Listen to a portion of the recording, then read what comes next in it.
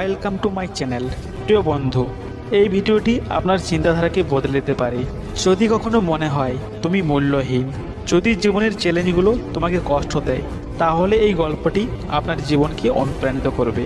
তাই এই ভিডিওটি শেষ পর্যন্ত দেখবেন, কারণ এটি একটি শিক্ষামূলক অনুপ্রাণিত গল্প যা আপনার চিন্তাধারার উপর প্রভাব ফেলবে। তো চলুন গল্পের মেন বিষয়বস্তুতে আসা যাক। বাইরে বৃষ্টি পড়ছে। একজন বাবা একটি পুরনো কাঠের চেয়ারে বসে আছেন। তার সামনে একটি চায়ের কাপ, আর পাশে তার ছেলে বিষণ্ণ মুখে দাঁড়িয়ে আছেন। ছেলে বাবাকে বললেন, বাবা, আমি ক্লান্ত। সবাই বলে আমি কোনো কাজের নই। আমার সত্যি কি কোনো মূল্য নেই? এই কথা শুনে বাবা একটু হাসলেন। সে ধীরে ধীরে উঠে ঘরের ভিতরে গেলেন এবং ফিরে এসে একটি পুরনো ধুলোমাখা পাথর ছেলের হাতে দিলেন এবং ছেলেকে বললেন, এই পাথরটা নাও, কিন্তু মনে রেখো এটি বিক্রি করবে না। শুধু জিজ্ঞেস করবে লোকেরা এর কত দাম দিতে চায়। প্রথমে বাজারে যাও, তারপর আমাকে জানাও। ছেলে অবাক হলো, মাথা নেড়ে পেরিয়ে পড়ল। গরমের দুপুর, বাজার জমজমাট। ছেলে পাথরটি নিয়ে এক ফলওয়ালার কাছে গেল। ছেলে, কাকু, যদি এই পাথরটা কিনতে চান কত দাম দেবেন? ফলওয়ালা একটু হেসে, এটা দিয়ে আমি কি করব বাপু?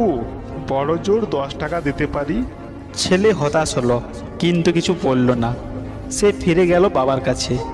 ছেলে, বাবা, বাজারে এর মূল্য 10 টাকা দিতে চাই। বাবা বলল। এবার এটি এক গহনার দোকানে নিয়ে যাও।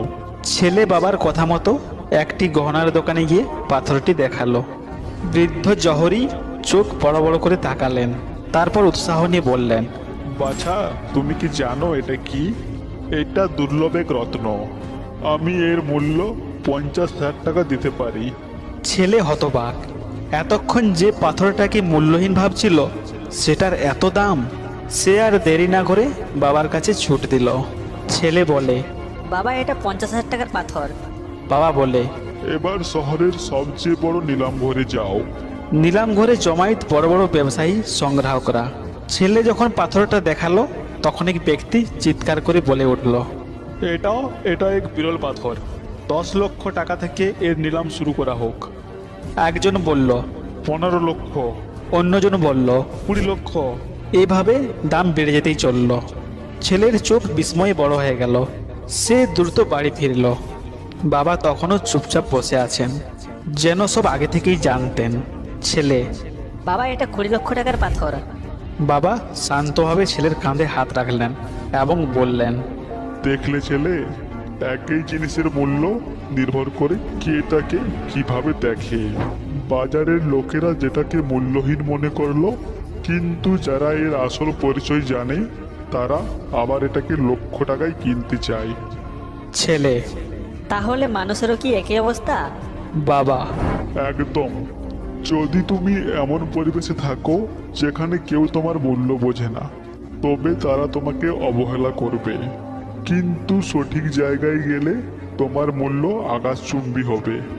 ছেলের চোখে আত্মবিশ্বাসের ঝিলিক দেখা যায়। সে গভীরভাবে কিছু ভাবতে থাকে। ছেলে, বাবা, আমি বুঝতে পেরেছি।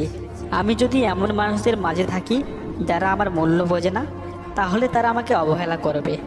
কিন্তু যদি আমি নিজেকে উন্নতি করি, আমার ক্ষমতা ও প্রতিভা সঠিক জায়গায় কাজে লাগাই, তাহলে আমিও সেই পাথরের মতো অমূল্য হয়ে উঠব। বাবা মৃদু এসে মাথা নেড়ে সম্মতি দিলেন। বাবা, মনে রেখো, তুমি অমূল্য।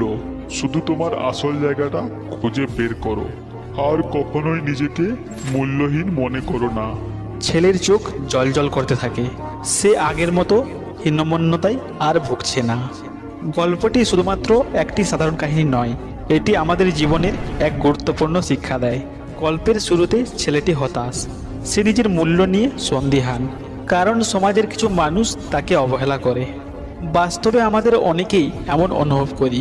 কখনো পরিবার, কখনো বন্ধুবান্ধব বা সমাজ আমাদের ছোট করে দেখে। এই গল্পটি আমাদের শেখায়, নিজের মূল্য অন্যের মতামতের উপর নির্ভর করা উচিত নয়, বরং নিজের সক্ষমতা ও যোগ্যতার ভিত্তিতে নিজের মূল্যায়ন করা উচিত। কেউ যদি তোমাকে অবহেলা করে, তাহলে সেটা তোমার মূল্য কমিয়ে দেয় না। তুমি মূল্যবান, তোমার কেবল সঠিক জায়গায় থাকা দরকার। এই গল্পের সবচেয়ে বড় শিক্ষা হলো, নিজেকে কখনোই কম মূল্যবান ভেবো না। যদি কেউ তোমাকে অবহেলা করে তাহলে বুঝবে সে তোমার সত্যিকারের মূল্য বোঝে না। নিজেকে এমন স্থানে নিয়ে যাও যেখানে তোমার প্রতিভার স্বীকৃতি দেওয়া হবে। কখনোই প্রথম ব্যর্থতায় ভেঙে পড়ো না, সঠিক সুযোগের জন্য অপেক্ষা করো। প্রিয় বন্ধু, যদি এই গল্পটি আপনাকে প্রেরণা যোগায় তাহলে ভিডিওটিতে একটি লাইক দিন আমাদের অনুপ্রাণিত করতে, আর চ্যানেলটি সাবস্ক্রাইব করে নোটিফিকেশন বেলটি অন করে রাখুন এই ধরনের ভিডিও সবার আগে আপডেট পেতে। আপনার ছোট্ট সমর্থনই আমাদের জন্য বড় অনুপ্রেরণা।